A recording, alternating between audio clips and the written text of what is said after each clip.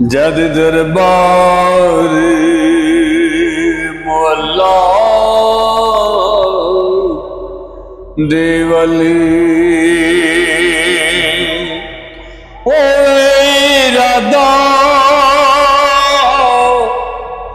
मेरा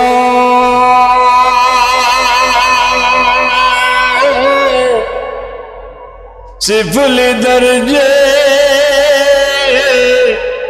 अंदर लबे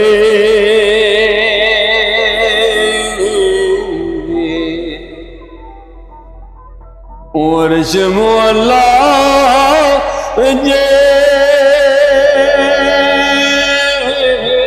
तेरा